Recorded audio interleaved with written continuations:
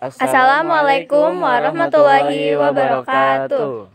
Hello everyone, we are from Group 4 and today we will be discussing about our 13th material titled Peranan SDM dan Pendidikan dalam Pembangunan. Before we start, let us introduce ourselves. My name is Delia Nurlusipa. My name is Duraya Ramadhani. My name is Bagas Pamungkas. My name is Nurbaiti. My name is Aida Rafifa. Okay, so since we do not have all day, let's just jump and jump right to the video. Ya. Baik, di video kali ini saya akan menjelaskan tentang materi yang pertama, yaitu tentang pendidikan sebagai investasi. Pembangunan adalah proses berkesinambungan yang mencakup seluruh aspek kehidupan masyarakat, dengan tujuan utama meningkatkan kesejahteraan bangsa secara keseluruhan. Dalam proses pembangunan tersebut, peranan pendidikan sangat penting. Pendidikan mampu menciptakan sumber daya manusia yang berkualitas. Untuk itu, peningkatan kualitas sumber daya manusia mutlak harus dilakukan. Karena dengan kualitas sumber daya manusia yang berkualitas dapat memberikan efek terhadap pembangunan perekonomian. Isu mengenai sumber daya manusia sebagai input pembangunan ekonomi mencoba menjelaskan hubungan antara pendidikan dengan pembangunan ekonomi untuk mencapai kesejahteraan. Dalam teori berpendapat bahwa pendidikan adalah sebagai investasi sumber daya manusia yang memberikan banyak manfaat. Antara lain yaitu yang pertama, kondisi kerja lebih baik dapat diperoleh. Yang kedua, produksi dapat diefisiensikan. Yang ketiga, kesejahteraan dapat diperoleh dengan pendidikan yang lebih tinggi. Pendidikan merupakan investasi penting dalam menghadapi masa depan dunia secara global. Untuk itu, pendidikan harus dapat menyiapkan generasi muda abad ke-21 yang unggul, berdaya saing tinggi dan mampu bekerja sama guna mencapai kemakmuran bagi setiap negara dan dunia.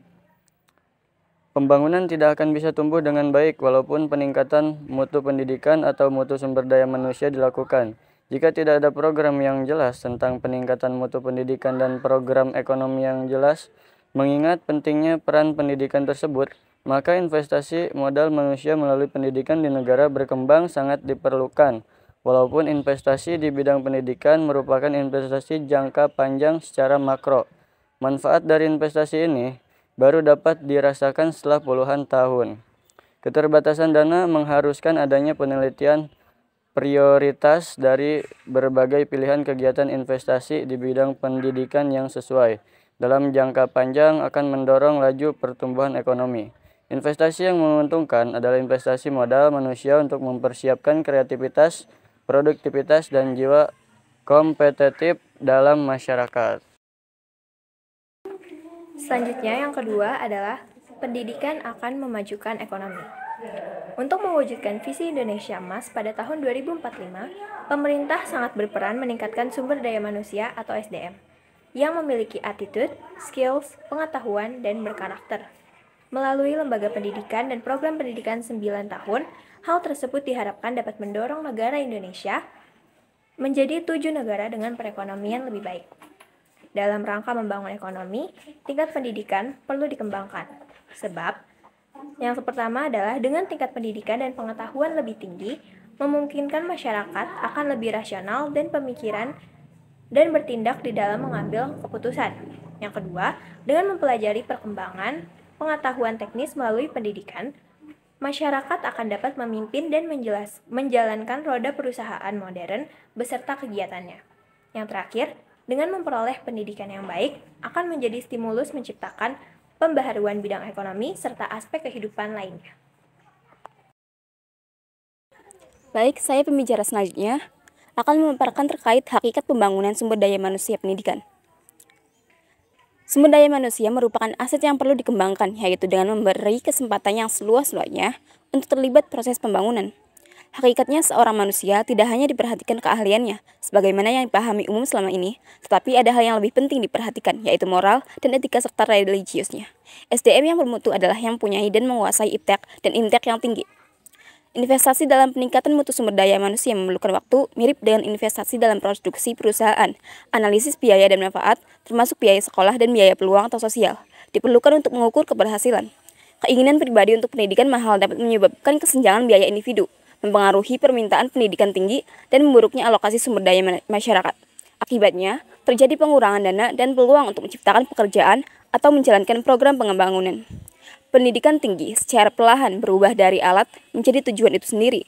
Dalam era pembangunan, Nur Syah menekankan kebutuhan akan sumber daya manusia berkualitas secara utuh. Konsep manusia untuk utuh menurutnya melibatkan potensi fisik, intelektual, emosional, kehendak, kreativitas, dan kesadaran akan tujuan hidup. Pendidikan memegang peranan penting dalam meningkatkan kualitas manusia sebagai sumber daya pembangunan, dengan fokus pada keseimbangan aspek pribadi, sosial, dan kebangsaan. Dalam era pembangunan, Nur Syah menekankan kebutuhan akan sumber daya manusia berkualitas secara utuh.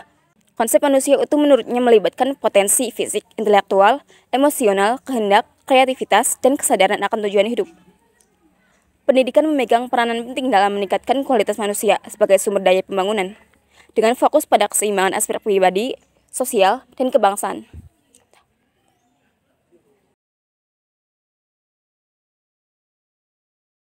Selanjutnya, upaya meningkatkan kualitas manusia sebagai makhluk sosial melibatkan pembelajaran sepanjang hidup, dengan sekolah memainkan peran penting dalam mempersiapkan peserta didik menjadi pelajar mandiri.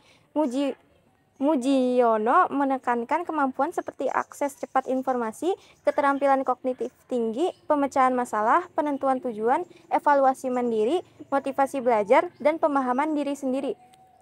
Kualitas manusia dalam aspek kebangsaan perlu dijaga melalui pemupukan identitas nasional pada generasi muda, penanaman kesadaran nasional, dan pemahaman sejarah sebagai landasan identitas dan kepribadian nasional. Prinsip nasionalisme dalam pendidikan mencakup solidaritas tinggi, kebebasan berpendapat dengan tanggung jawab, persamaan kesempatan, hak dan kewajiban, perlindungan hak pribadi, serta rangsangan dan inspirasi untuk memacu prestasi hasil kerja. Oke, untuk materi selanjutnya yaitu manusia dan pembangunan. Manusia sebagai subjek pembangunan berperan aktif dalam pembangunan, yaitu peran sebagai perencana, pelaksana, dan sekaligus sebagai pengawas.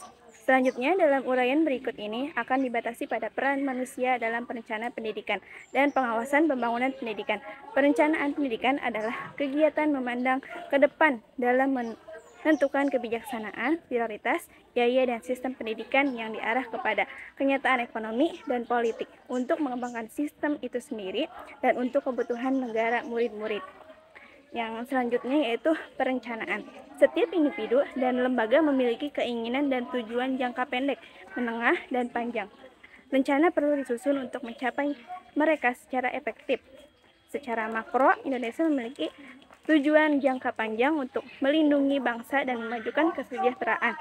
Ada rencana pembangunan jangka panjang 25 tahun, jangka menengah 5 tahun, dan jangka pendek 1 tahun. Saat ini kita berada dalam pembangunan jangka panjang kedua sejak 1 April 1995.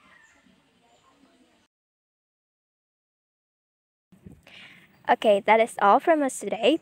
How was it? We hope it was helpful. We hope we managed to turn that frown upside down. Thank you so much for watching. Yay. Thanks for watching.